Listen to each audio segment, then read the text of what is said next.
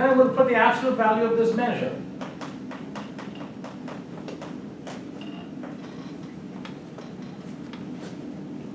Now just use the upper bound 1 for the sine function.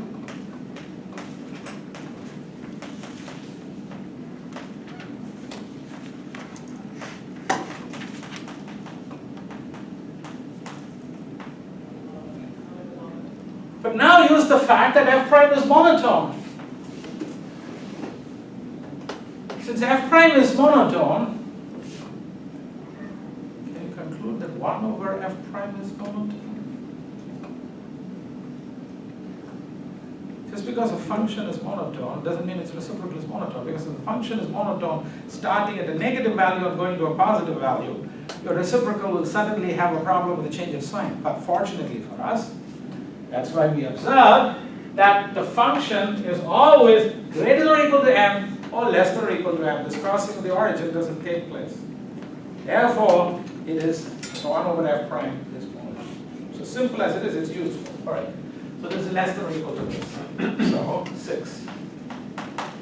Since the conditions on f prime ensure that 1 over f prime is monotone as well. And so this integral 6, we get the integral of a to b cosine f of x dx is less than or equal to 2 over m plus, I can now put the absolute value outside because this is monotone. So when I take the d of a monotone function, it's either a positive measure or it's a negative measure. So I can put the absolute value outside. So it's d of f prime of x. So we've used the condition of monotonicity here. But if I just do the d, then this is simply the measure at that point minus the measure at this point. Okay. So this is equal to less than or equal to 2 over m plus the absolute value 1 over f prime of b minus 1 over f prime of a. But now you see, you can put 2 over m here. So if you don't mind the smaller constant. But my point here is that this one, both values are between 1 over m and 0 in absolute value. So the difference must be no more than 1 over m. So this is less than or equal to 3 over m. Similarly, this is less than or equal to 3 over m. And so together, it's a complex number whose real part is no more than 3 over m and imaginary part is no more than 3 over m. The complex number has found 3 square root of 2 over m. Okay. So similarly for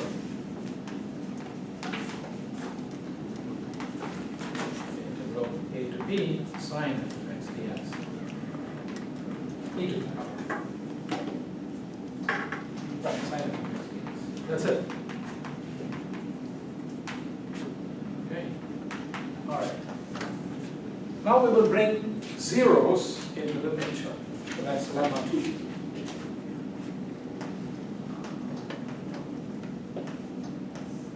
So lemma 2 says, now I have, before I bring 0, yeah, that's fine. So let f and g be two functions.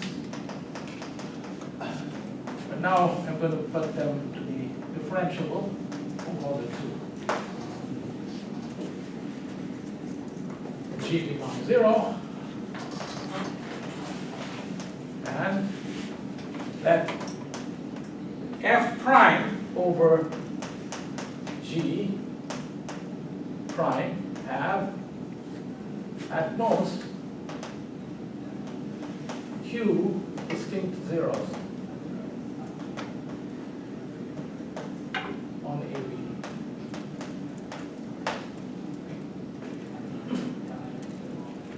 Also, let the absolute value of f prime of x over g of x be greater than or equal to m, be greater than 0.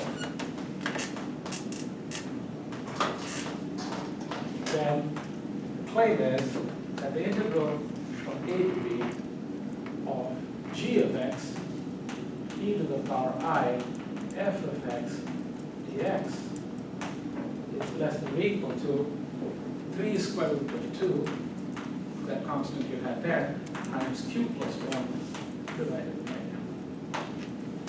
So the dilemma.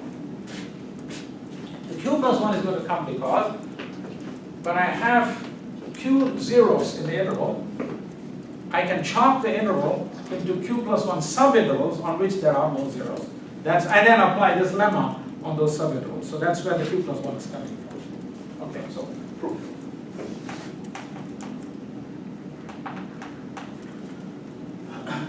Okay. All right, so as before.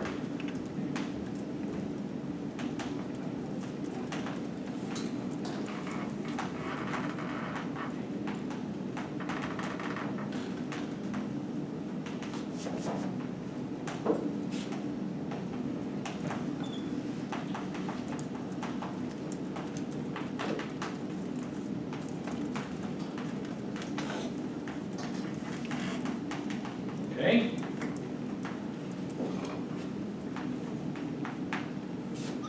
Right. Now we break up AB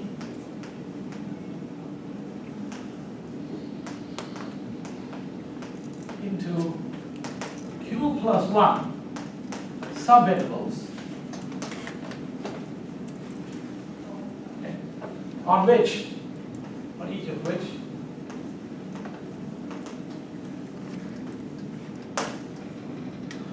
f prime over g prime is zero free.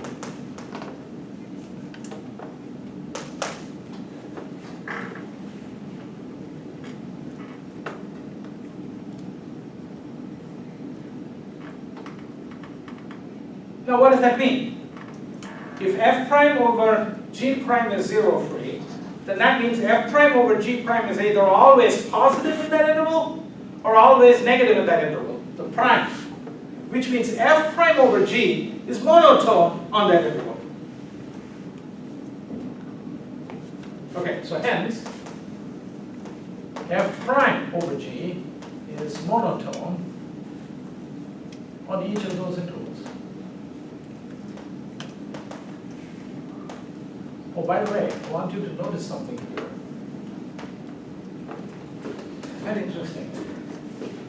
This upper bound of the integral does not involve a or b. It doesn't involve the length of the interval. So this is independent of how long this interval is. And that is because the function f prime is assumed to be monotone. And the monotonicity of that function assumes, so to speak, the largeness of f and ensures the cancellation. So it only depends upon this m. Final answer is dependent on the m. It doesn't depend upon the a or the b, which is quite remarkable.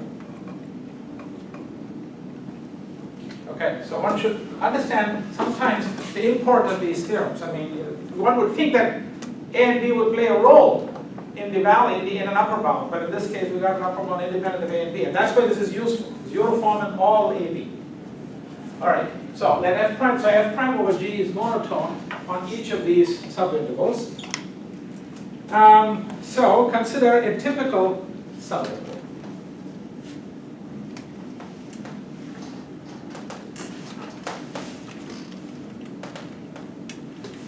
We'll call it A naught B naught. Okay. Now what can we say on A naught B naught? Then the integral from A naught to B naught of g of x cosine of f of x dx. Well, I will write this as the integral from A naught to B naught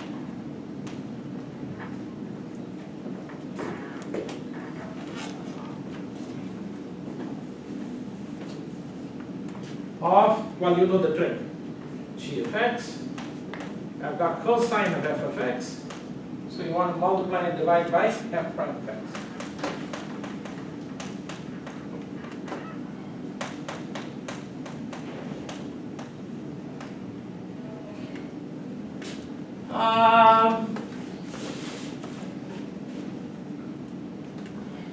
y, but I can divide by this, y. It looks like I'm dividing by f prime. This is really division by f prime over g. That's what this means.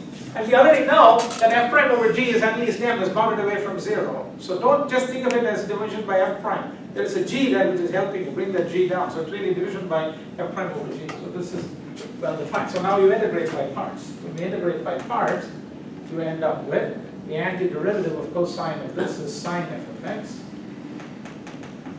multiplied by g of x over f prime of x between a and b minus the integral a naught and b naught, the integral from a naught to b naught sine of f of x d of g over f prime.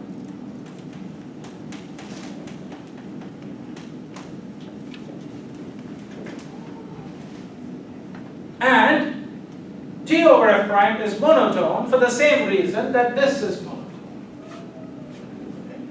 And g of x over f prime of x is monotone on a naught. So lemma 1 yields. So by lemma 1, integral from a naught to b naught of g of x cosine of x is less than dx is less than or equal to 3 square root of 2 over m. So you see it doesn't depend upon the a naught b naught. So what that means is summing for all such intervals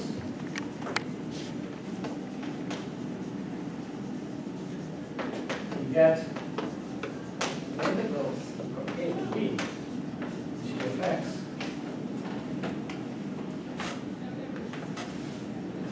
okay, cosine f of x dx is less than or equal to 3 square root of 2 plus 1 m.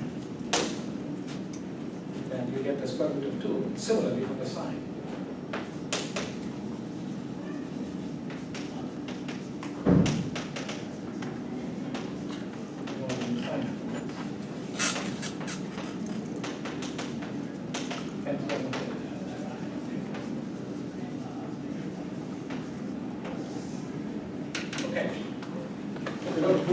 We need two more lemmas, and we need the famous Fragment-Lindelof theorem from complex variable theory. So we'll do that coming back on Wednesday, and then proceed with the proof of Hardy's theorem. It's a big theorem, so that's why I like to find another theorem. So I think this is better.